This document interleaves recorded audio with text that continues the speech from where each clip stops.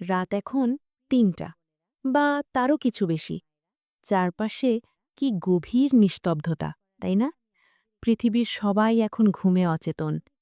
আপনার ঘরের মানুষগুলোও গভীর ঘুমে। উম আপু, একটা কথা বলি?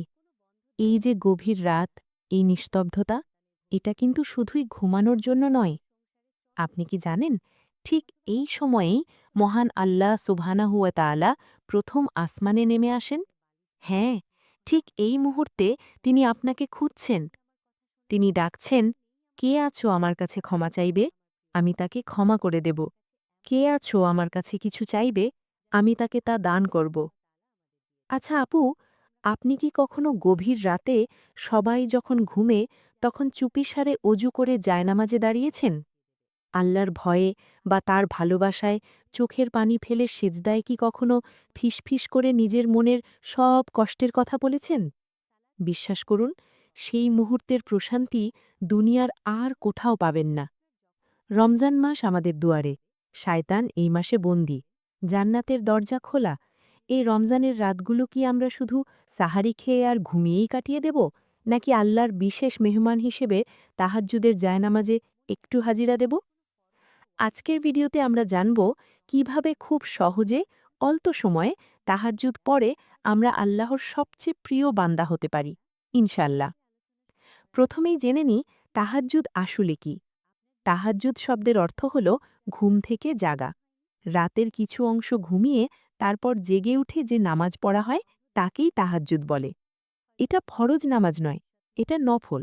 কিন্তু নফলের মধ্যে এর মর্যাদা সবার উপরে। আল্লাহ সুবহানাহু ওয়া তাআলা আমাদের প্রিয় নবীজি সাল্লাল্লাহু আলাইহি ওয়াসাল্লামকে কোরআনে নির্দেশ দিয়েছেন, রাতের কিছু অংশ তাহাজ্জুদ পড়ো। এটা তোমার জন্য অতিরিক্ত ইবাদত।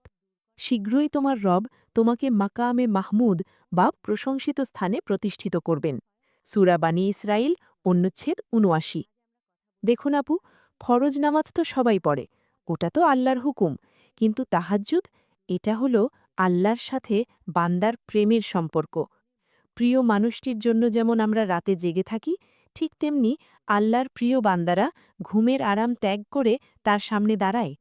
সহি মুসলিমে এসেছে, রাসূলুল্লাহ সাল্লাল্লাহু আলাইহি ওয়াসাল্লাম বলেছেন, ফরজ নামাজের পর সবচেয়ে উত্তম নামাজ হল রাতের নামাজ বা তাহাজ্জুদ।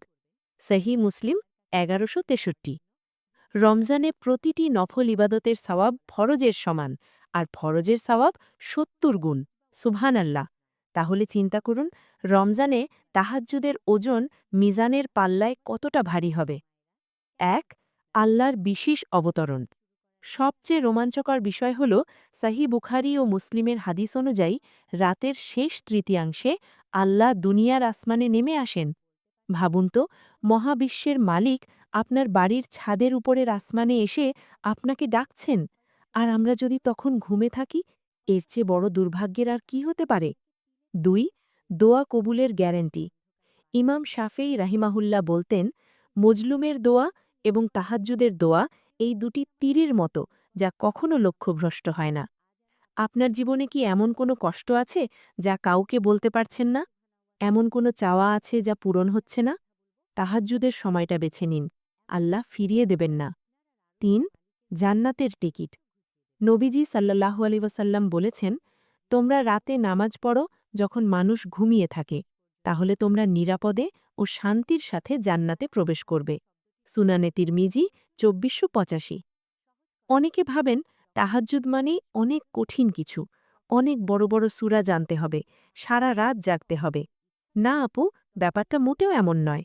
দিন আমাদের জন্য সহজ। আসুন, একদম সহজ পদ্ধতিটা জেনে নিই। ধাপ ১. কখন পড়বেন? রাতের শেষ ভাগে পড়া উত্তম। সাহারি খেতে যখন উঠবেন, সাহারি খাওয়ার আগে বা পরে মাত্র ১০-১৫ মিনিট সময় বের করে নিন। এটাই তাহাজ্জুদের সেরা সময়। ধাপ ২. নিয়ত ও অজু। ঘুম থেকে উঠে মিসওয়াক বা ব্রাশ করে সুন্দর করে অজু করুন। মনে মনে নিয়ত করুন, আমি আল্লাহর সন্তুষ্টির জন্য ২ রাকাত তাহাজ্জুদের নামাজ পড়ছি। মুখে আরবি উচ্চারণ জরুরি নয়। ধাপ ৩. কত রাকাত? রাসূলুল্লাহ সাল্লাল্লাহু আলাইহি ওয়াসাল্লাম সাধারণত ৮ রাকাত তাহাজ্জুদ এবং ৩ রাকাত উইতির পড়তেন। তবে আপনি যদি ক্লান্ত থাকেন বা সময় কম থাকে, তবে কমপক্ষে 2 রাকাত পড়লেও তাহাজ্জুদ আদায় হয়ে যাবে। হ্যাঁ আপু, মাত্র 2 রাকাত। চাইলে 4, 6, 8 বা তার বেশিও পড়তে পারেন, তবে 2 রাকাত করে পড়বেন এবং সালাম ফেরাবেন। ধাপ 4, কি সূরা পড়বেন? বড় সূরা মুখস্থ নেই? কোনো সমস্যা নেই। আপনি সূরা ফাতিহার সাথে কুল হুয়াল্লাহু আহাদ বা সূরা ইখলাস, সূরা ফালাক বা সূরা নাস, যেটা আপনার ভালো মুখস্থ আছে সেটাই পড়ুন। তবে ধীরে ধীরে প্রতিটি শব্দের অর্থ বুঝে তেলাওয়াত করার চেষ্টা করবেন। আল্লাহ দৈর্ঘ্য দেখেন না, তিনি দেখেন আপনার হৃদয়ের খুজু বা একাগ্রতা। ধাপ 5, রুকু ও সেজদা। চেষ্টা করবেন রুকু ও সেজদায় একটু বেশি সময় থাকতে। সেজদায় গিয়ে সুবহানা রব্বিয়াল আলা 3 বারের বেশি, 5 বার, 7 বার বা তারও বেশি পড়ুন। সেজদাই হল আল্লাহর সবচেয়ে কাছের জায়গা। নামাজ শেষ করার পর অথবা সেজদায় থাকা অবস্থায় আল্লাহর কাছে চান। নবীজি তাহাজ্জুদে অনেক দীর্ঘ দোয়া করতেন। তার মধ্যে একটি খুব সুন্দর দোয়া আছে, যার অর্থ হল, হে আল্লাহ, সমস্ত প্রশংসা আপনারই। আপনিই আসমান ও জমিন এবং এ দুইয়ের মাঝে যা কিছু আছে সব কিছুর নূর। সহি বুখারি 1120। তবে আপু, আরবি দোয়া মুখস্থ না হলে হতাশ হবেন না। সেজদায় বা মোনাজাতে আপনি আপনার নিজের ভাষায়, আপনার মাতৃভাষায় আল্লাহর কাছে বলুন। বলুন, হে আল্লাহ, আমি খুব গুনাহগার। দুনিয়ার কেউ আমার খবর রাখে না, কিন্তু আপনি তো সব জানেন। আপনি আমাকে মাফ করে দিন, আমাকে আপনার প্রিয় বান্দা বানিয়ে নিন। দুনিয়া ও আখিরাতের ভারসাম্য। শুধু দুনিয়ার বিপদাপদ থেকে মুক্তির জন্য চাইবেন না, চাইবেন ঈমানের মৃত্যু, কবরের আযাব থেকে মুক্তি আর জান্নাতুল ফিরদাউস, কারণ এই জীবনটা ক্ষণস্থায়ী, আখেরাত চিরস্থায়ী। এখন আসি আমাদের বোনেদের কিছু বাস্তব সমস্যার কথায়। জানি আপনারা অনেকেই মা, সারাদিন সংসারের কাজ, বাচ্চা সামলানো, ইফতার সাহারি বানিয়ে আপনারা ক্লান্ত হয়ে যান। 1. বাচ্চাকে নিয়ে কিভাবে উঠব? বাচ্চা যদি ছোট হয়, তাকে কোলে নিয়েও নফল নামাজ পড়া যায়, যদি সে নাপাক না থাকে। আর যদি সম্ভব না হয়, তবে বাচ্চাকে ঘুম পাড়িয়ে তার পাশে বসেই নামাজ পড়ুন। আল্লাহ আপনার কষ্ট দেখছেন, আপনার চেষ্টার কদর করবেন। 2. সাহারির ব্যস্ততা। সাহারি বানাতে তো উঠতেই হয়।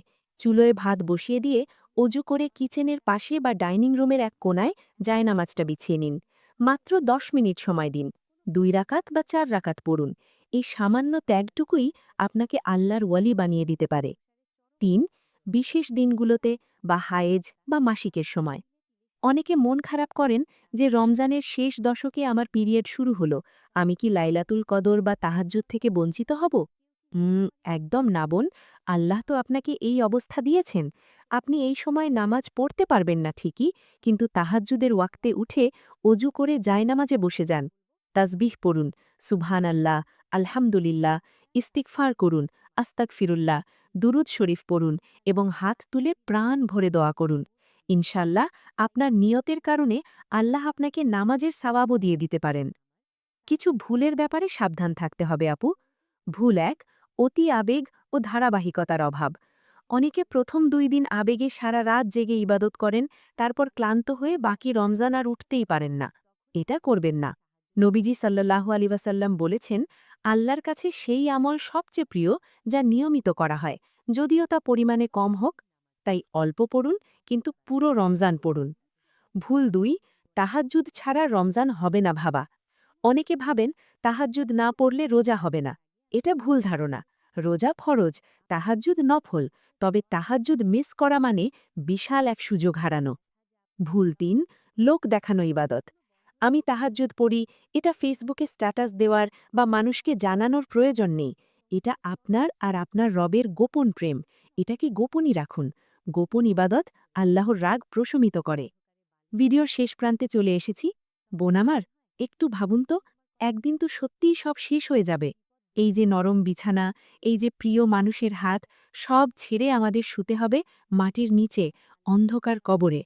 সেই কবরের রাতগুলো হবে অনেক দীর্ঘ। সেখানে কোনো বাতি থাকবে না, কোনো সঙ্গী থাকবে না। সেই দিন এই দুনিয়ার তাহাজ্জুদের সিজদাগুলো আপনার কবরের বাতি হয়ে জ্বলবে, ইনশাল্লাহ। হতে পারে এটাই আপনার জীবনের শেষ রমজান। কে জানে আগামী বছর এই সুযোগ পাব কিনা। আল্লাহ আপনার দিকে তাকিয়ে আছেন, তিনি অপেক্ষায় আছেন কখন তার বান্দা তাকে ডাকবে। আপু, আজ রাতে অ্যালার্মটা দেবেন তো? খুব বেশি না, মাত্র 2 রাকাত। শুরু তো করুন, দেখবেন আল্লাহ আপনার জন্য পথ কতটা সহজ করে দেন। আল্লাহ আমাদের সবাইকে রমজানের প্রতিটি রাতে তাহাজ্জুদে দাঁড়ানোর তৌফিক দান করুন। আমিন। আপনারা কে কে আজ থেকে তাহাজ্জুদ শুরু করার নিয়ত করলেন? নিচে কমেন্টে লিখুন। ইনশাল্লাহ, আজ থেকে শুরু করব। আপনার এই কমেন্টটি হতে পারে সাক্ষী। আর হ্যাঁ, এই ভিডিওটি আপনার মা, বোন বা বান্ধবীদের সাথে শেয়ার করে দিন। আপনার শেয়ারের কারণে যদি কেউ এক ওয়াক্ত তাহাজ্জুদও পড়ে, তার সওয়াব আপনিও পাবেন ইনশাল্লাহ।